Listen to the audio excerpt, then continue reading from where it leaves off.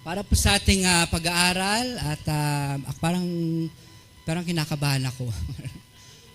Pagka ganyang hiwa-hiwalay tapos parang may kanya-kanya tayong pwesto. So lalo na pagka busog. Okay, so sana po wag niyo po akong tutulugan, ha. So sa ating pong pag-aaral sa hapong ito at lagi po nating ang ating pong tema ay God's open door. So lagi po natin pinag-aaralan yung mga pinto. Diba? So kung napansin niyo po, ang ating pong text ay kaninang umaga po ay nagamit na po, no? But then sabi nga po, ang mensahe ng Panginoon ay napakalawak. So, ngayon po ang ating pong pamagat ng ating pong mensahe. Ayan po, stepping through God's open door. So, basahin lang po natin ang Revelation chapter 3 verses 7 to 8. Basahin po natin. Revelation chapter 3 verses 7 to 8. And to the angel of the church in Philadelphia write, These things saith he that is holy, he that is true, he that hath the key of David, he that openeth, and no man shutteth, and shutteth, and no man openeth. Verse 8, I know thy works. Behold, I have set before thee an open door, and no man can shut it, for thou hast a little strength, and hast kept my word, and hast not denied my name. Tayo po sa mandaling manalangin. Ama naming Diyos na makapangyarihan sa lahat, kami po ay nagpupuri at nagpapasalamat sa oras na ito na kami po ay malaya, Panginoon, na magkatipon-tipon, Panginoon, sa inyong pong presensya, Panginoon. Patuloy ka naming mapapurihan sa lahat ng aming mga gagawin. Marapatin niyo po kami sa aming patuloy na pananambahan, Panginoon. Nilalapit po namin sa inyo ang aming pag-aaral ng iyong mga salita, Panginoon. Buksan niyo po aming puso't isipan. We ask for the Holy Spirit na manguna sa bawat sa Panginoon at maging pagpapala ang mga salita mo ito, Panginoon. Ito po aming dalangin at pasalamat sa pangalan ni Jesus. Amen. So magandang buhay. Sabi sa school, meron kaming mga ganung parang greetings sa mga bata. Pag sinabing magandang buhay, sinasagot nila mabuting tao. Pero sa ano po yun, sa GMRC. So pag sinabing mabuting tao, ako yon. Ang sagot nyo, ako yon, ikaw yon, tayo yon.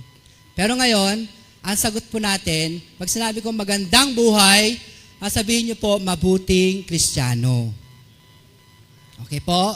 Yun ay sasagot niyo.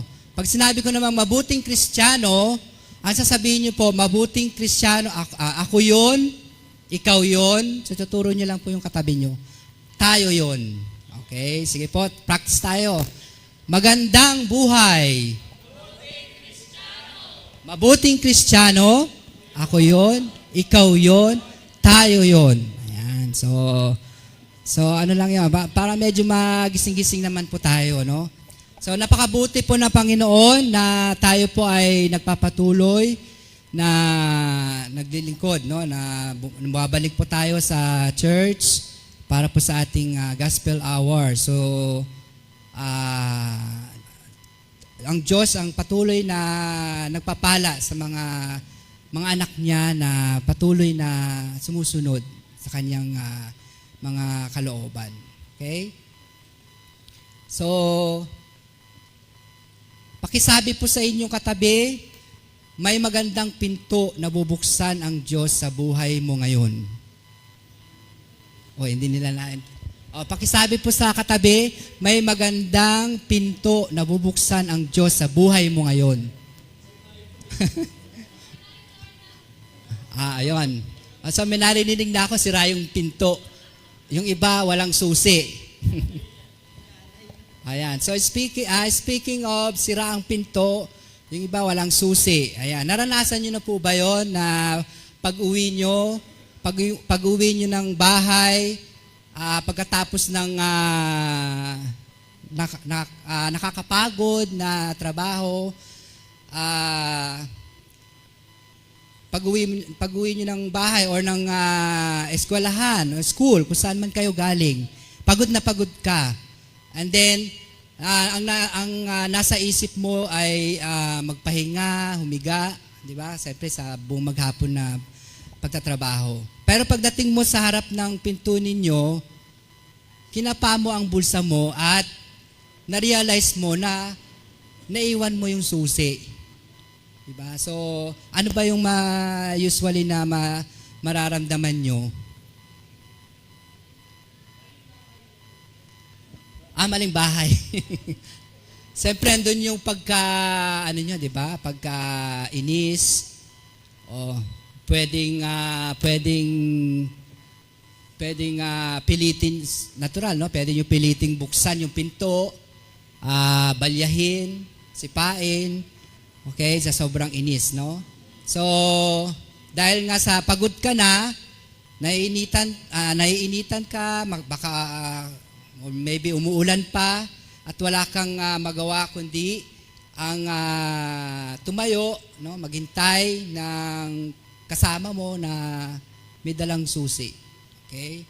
So sa spiritual na aspeto, marami sa atin ang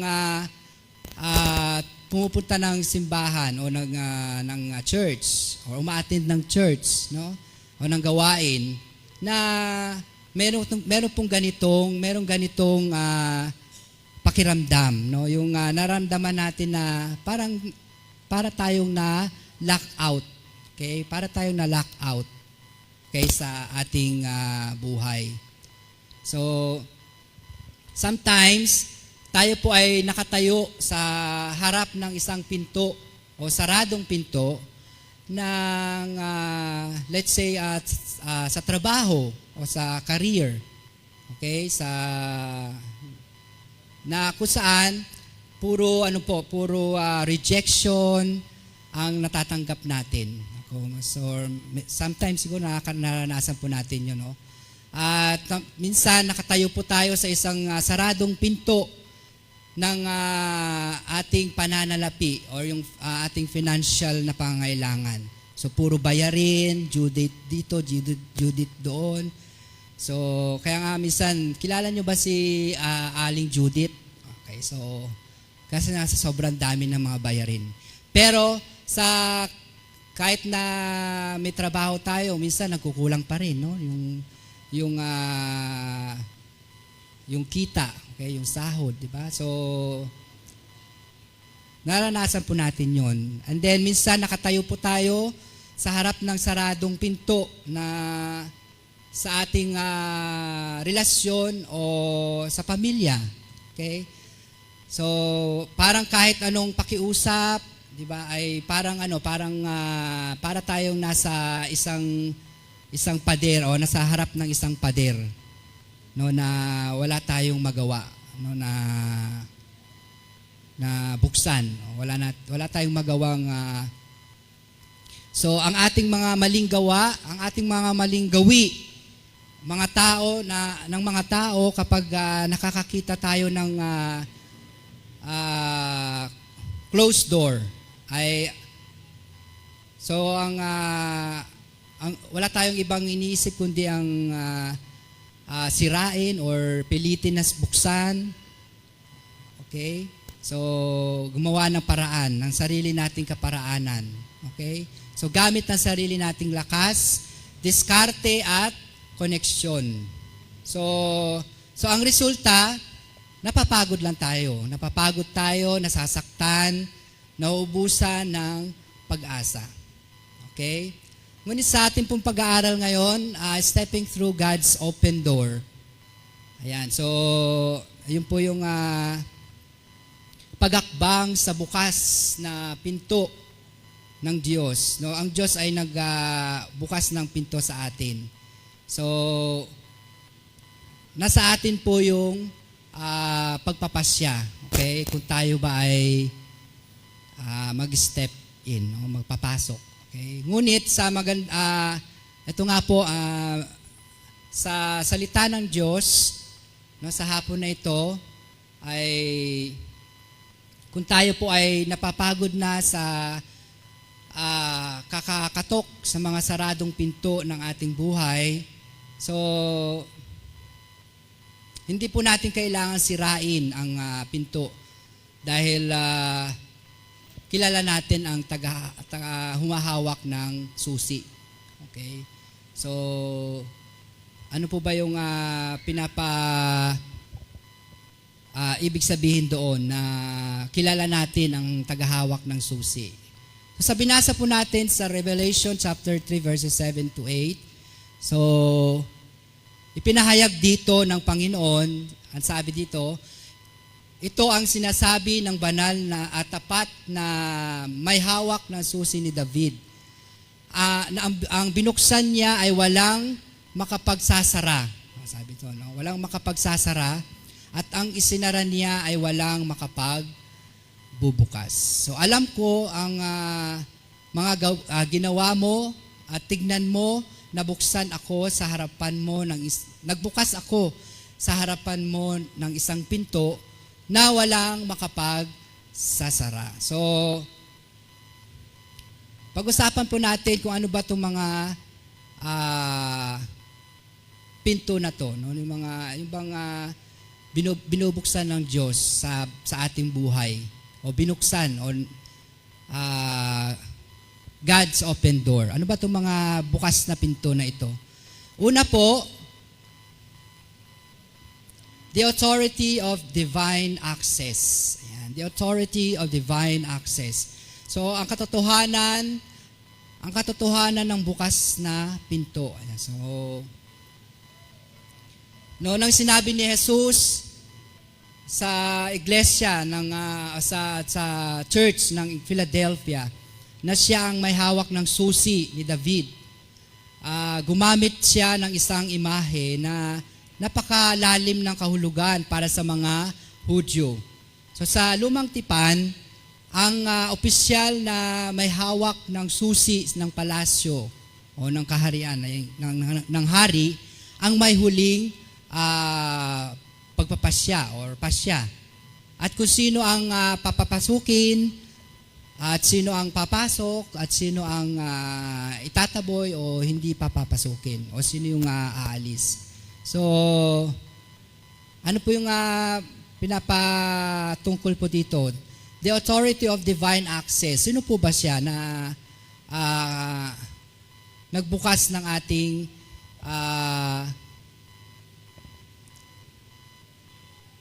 pinto? Okay? So, walang iba kundi si Jesus. No? Si Jesus ang nagbukas sa atin ng pinto na may ganap na sovereignty o yung otoridad sa takbo ng ating buhay. So kapag ang Diyos so tandaan po natin na kapag ang Diyos ang nagbukas ng pinto para sa atin, so ito po ay hindi po ito tsamba, hindi po ito swerte, hindi po ito dahil sa ating sariling kakayahan. Okay po? So ang Diyos ay nagbubukas ng pinto. Okay? So kaya nga po tinatawag natin itong banal na oportunidad o yung authority of divine access. So, nasumpungan na po ba natin ang pinto na ito sa ating buhay? Hello? Itong pinto na ito, nasumpungan na po ba natin yung pinto na ito? Yung authority of divine access. So, I hope, di ba, lahat po tayo ay tunay na nasumpungan natin ang pintuan na ito na binuksan ng Diyos sa ating buhay. So, meron po tayong 3 uri ng mga pinto. So, puro pinto po tayo, no? Kasi God's open door, eh. So, Una, nilagay ko pa dyan. Ayan, the door of salvation and the new beginning. So, ito po yung pinto ng kaligtasan at bagong simula. Basahin po natin sa John chapter 10 verse 9. John chapter 10 verse 9. Ang sabi po doon, I am the door. By me, if any man enter in, he shall be saved and shall go in and out and find pasture. So, sabi doon, ako ang pintuan, ang sinumang pumapasok sa pamamagitan ko ay maliligtas. So, walang iba. So, napakalinaw po, no?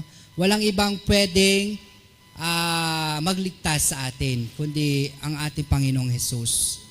So, walang ibang pinto. Okay? So, sana po ay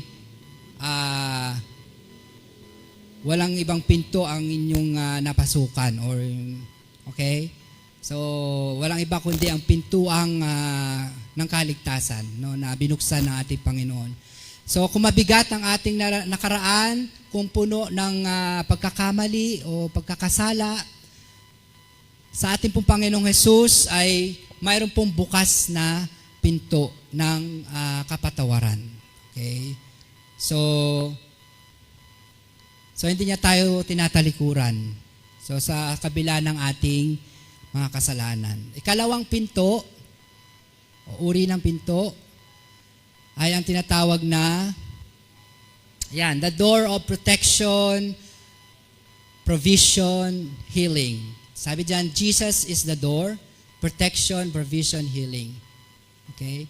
So, ayan po yung ikalawang uri ng pinto, no, na binubuksan na ating Panginoon. Ito ang pagkakataon na sa ating trabaho, sa ating, di ba na, promotion, sa negosyo, may mga negosyo tayo, meron tayong grocery or what, okay, sa ating pong work, ano man yung work natin, ay hindi natin na inaakala, no, na makukuha natin. Okay? Ngunit ito ay binibigay sa atin ng Diyos. No, ito ay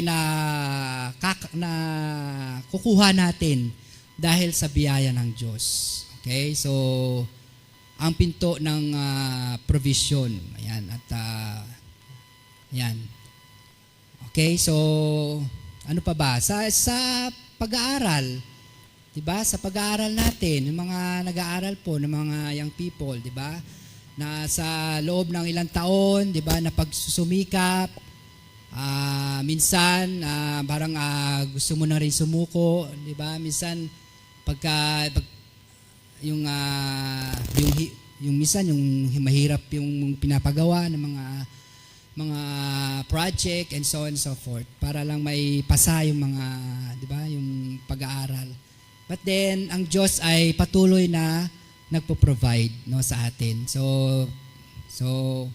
hanggang sa makamit natin yung yung tagumpay, no, hanggang sa makapagtapos. Okay? So, congratulations pala sa mga nakapagtapos, no, sa taon na ito. Okay? So yun po yung ikalawang pinto. At pangatlo ay ang the door of influence. Ayan, ito naman. So sabi po dyan sa Colossians chapter 4 verse 3, nakalagay na dyan, withal praying also for us that God would open unto us a door of utterance to speak the mystery of Christ, for which I am also in bands. So ano naman po yung pinto na yan? So ito yung pinto na kung saan matapos tayong makakilala sa Panginoon, maranasan natin yung kanyang biyaya, ng kanyang pag-ibig, pagpapatawad. Ito naman po yung pinto na binubuksan ng Diyos para sa atin. Na kung saan, ito po yung pagkakataon kung saan ginagamit ng Diyos ang ating buhay bilang maging patotoo. Okay, sa ating mga kapitbahay, sa ating mga mahal sa buhay, sa ating mga kamag-aral, sa trabaho, Yan po. So, na maging makapagbahagi ng salita ng Diyos. Okay?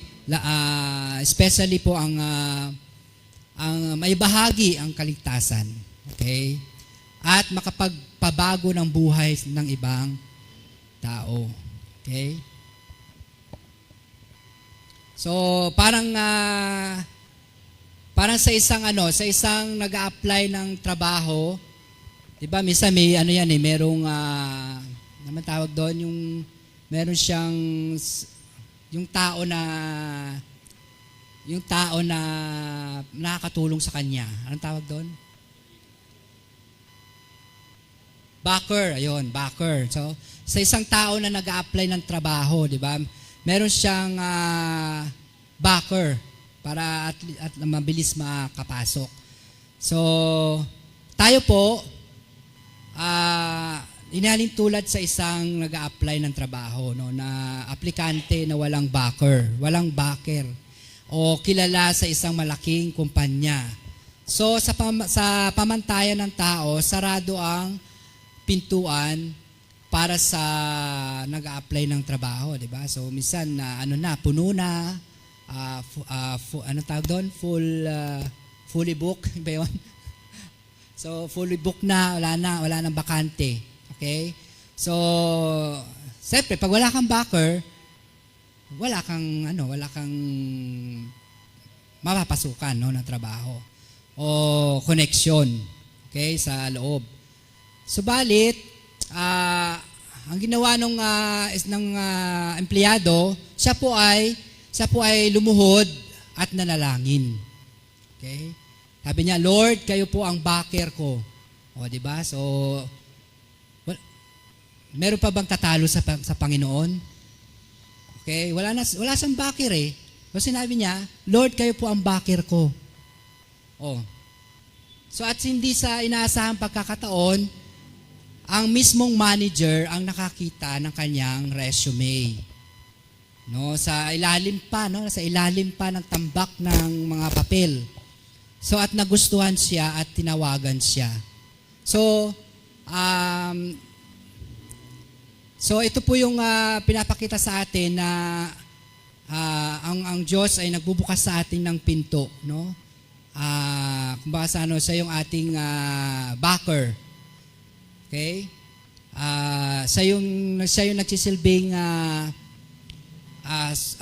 nagbibigay sa atin ng authority, no, na pumasok o makapasok, okay, sa pintuan, no, na binubuksan niya, no. So sabihin mo pwede ba sabihin sa katabi nyo na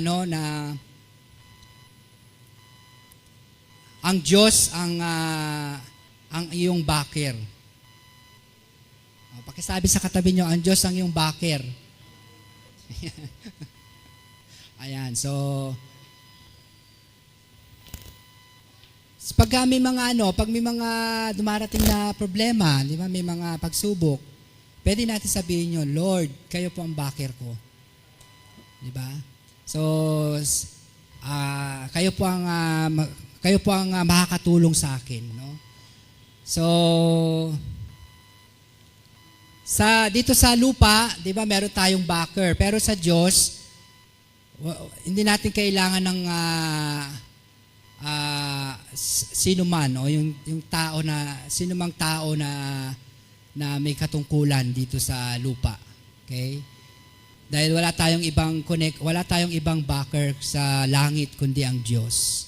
Okay? Kapag ang Diyos ang nagbukas, walang HR manager, walang kritiko, walang masamang plano ang makapagsasara sa atin ng pintuan. Okay?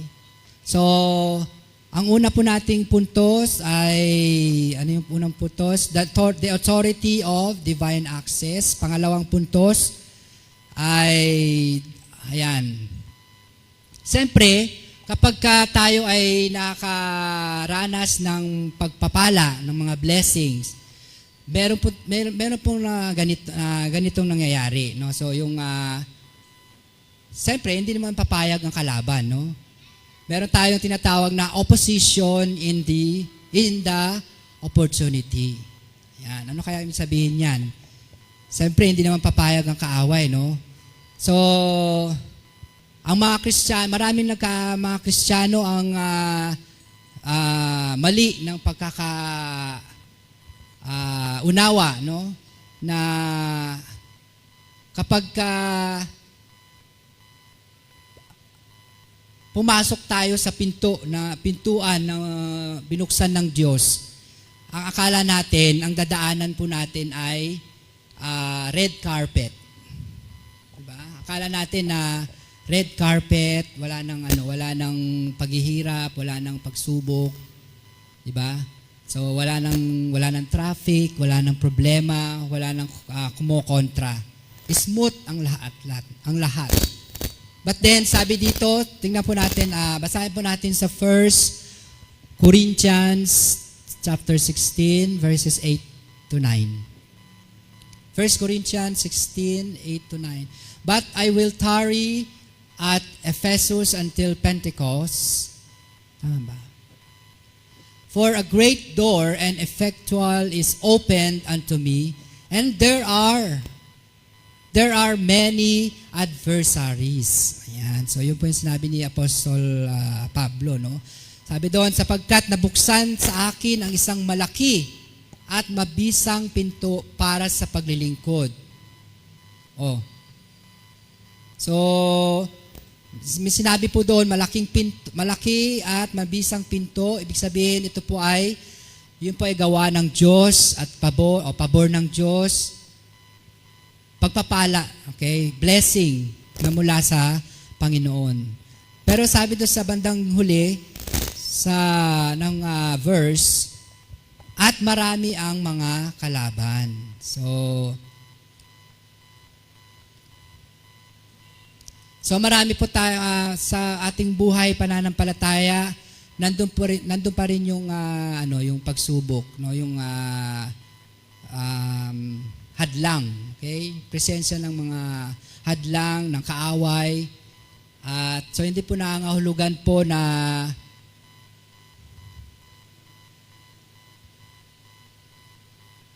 wala na tayong mararanasang pagsubok o ups and down, okay, sa buhay natin. Madalas, kung saan naroon ang pinakamalaking pagpapala ng Diyos, nandoon din ang pinakamatinding atake, no? At inggit ng kaaway. So, siyempre kung may humaharang sa ating pamilya, sa ating buhay, kung may mga humaharang, no, sa ating pagpasok sa pintuan, no, na binubuksan ng Diyos. So, hindi mawawala yung may mga bumabatikos, no, yung may pumahadlang sa ating paglilingkod. So, pero ang hamon ng Diyos ay wag po tayong panghinaan ng loob. So, hindi ibig sabihin ay sarado ang pinto. So, ibig sabihin, kapag marami tayong naranasang pagsubok sa kabila ng mga biyaya ng Diyos, ang kaaway ay natataranta. Okay? Natataranta ang kaaway. Okay? Sa mga tagumpay na kakamit natin. Okay? So, balikan po natin ang Revelation chapter 3 verse 8. Basahin ko na lang po. Sapagkat kakaunti ang iyong lakas, ngunit tinupad mo ang aking salita. So, yun sa English po, sabi doon, I know thy works, behold, I have set before thee an open door, and no man can shut it. For thou hast a little strength, and hast kept my word. So, hindi naghahanap ang Diyos ng taong kung baka sa yung may malaking katungkulan o malaking kapangyarihan, no? So, hinahanap ng Diyos ang taong mapagpakumbaba, no? Ang taong inaaming niyang siya ay mahina. Okay? Sabi doon, for thou hast a little strength. So, ngunit tapat na nakasandal sa kanyang mga walang hanggang kapangyarihan. Okay? So, yun po ang hinahanap ng Diyos sa atin. So, kapag tayo ay mahina, doon nagiging perpekto ang lakas ng Diyos. Okay? At ikatlong puntos, para po sa ating ikatlong puntos, so ano po yung magiging response natin? Our response and how to take a step into God's doorway. So unang puntos po, kung alam natin na ang Diyos ang tagapagbukas, okay, ano ba ang dapat nating gawin no, ng mga hakbang? Una, wala. Okay? Una po ay praise over complaint. Ayan, praise over complaint. So magpuri tayo sa gitna ng mga hadlang o yung mga pagsubok. Diba? Kung titignan po natin yung karanasan ni Apostol Pablo at saka ni Silas, no, sa Acts chapter 16. Sila po ay binugbog, nilagyan ng kadena ang kanilang paa, di ba? Ikinulong, okay, sa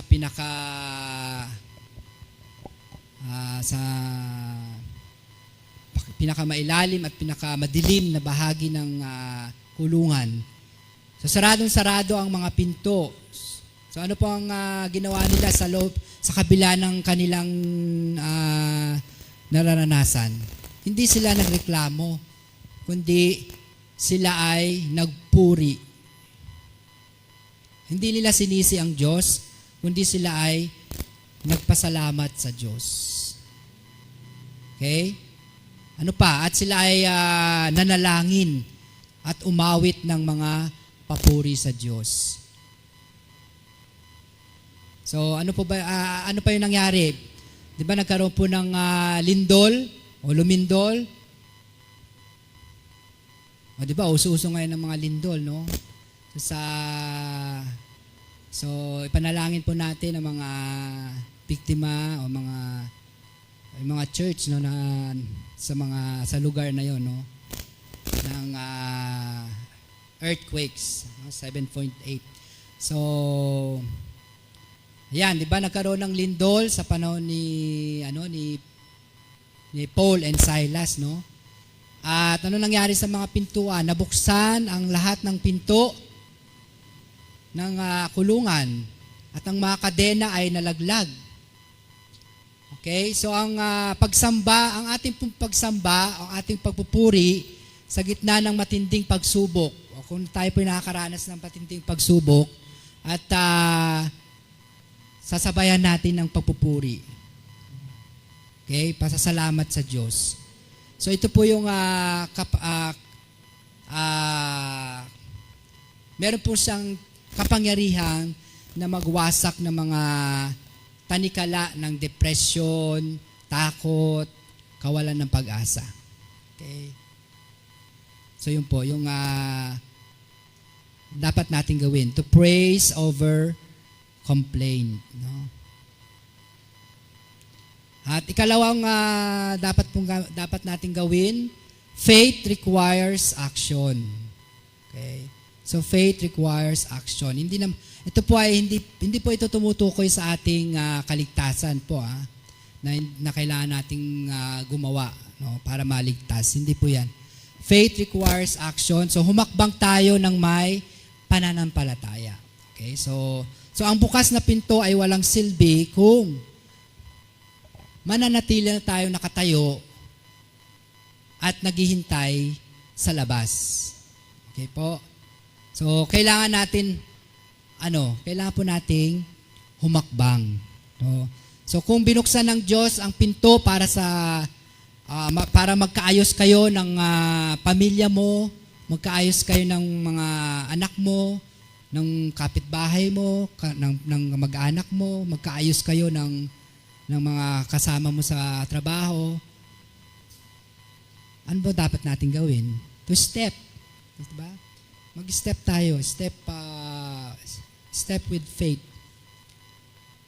Okay? So,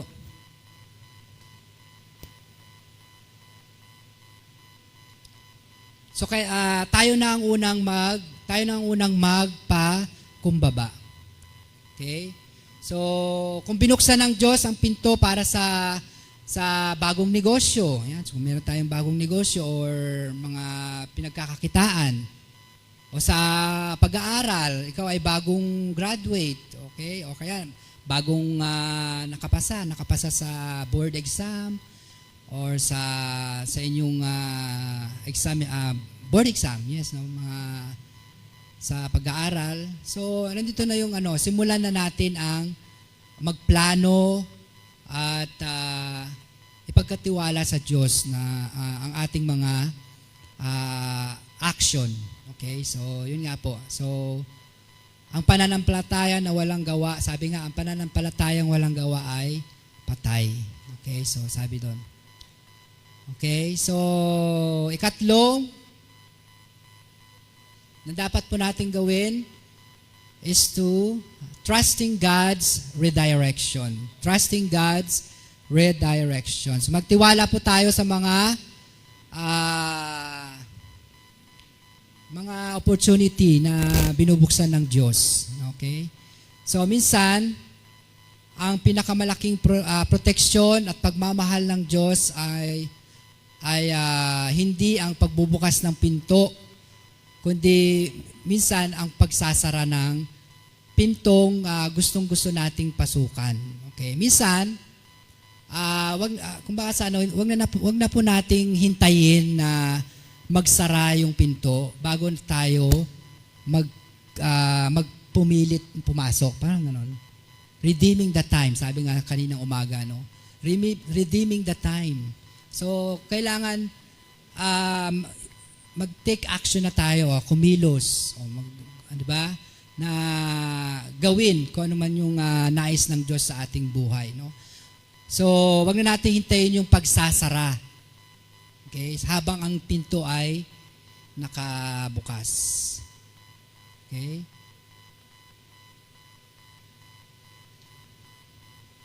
So, kung ang tanong, kung ang isinara ng Diyos, kung isinara ng Diyos ang pinto na binuksan, okay? Or sa atin, dahil alam niya makapapasok ka doon sa loob o dahil may mas malaking pinto, mas magandang pinto na inihanda siya, no? O inihanda niya para sa atin sa tamang panahon. So wala tayong ibang dapat na gawin kundi ang magtiwala, no? Trust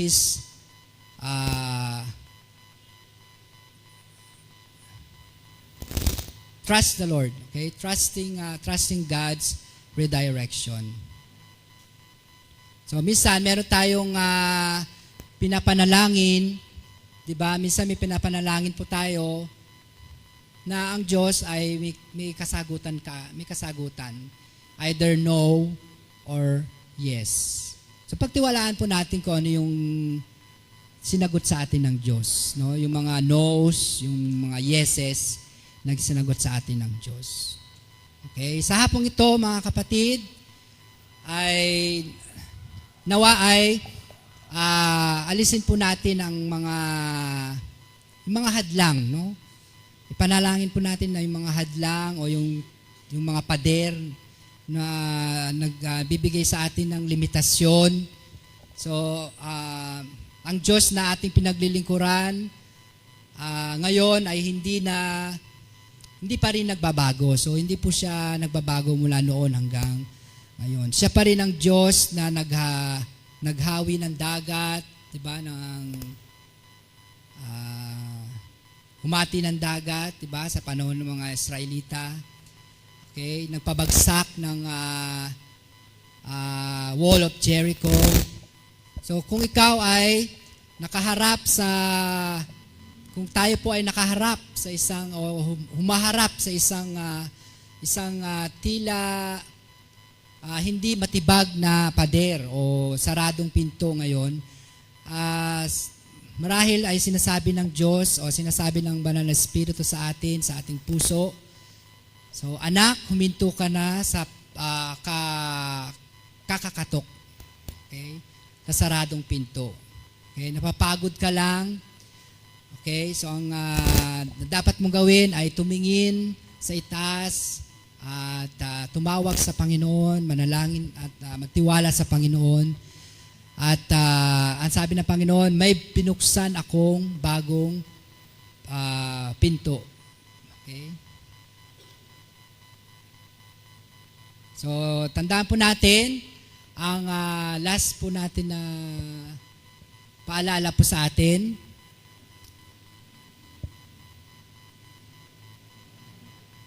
Behold, sabi ng Panginoon, behold, I have set before you an open door, which no man can shut. So, nagbukas ang Diyos ng pinto, okay, na walang makapagsasara.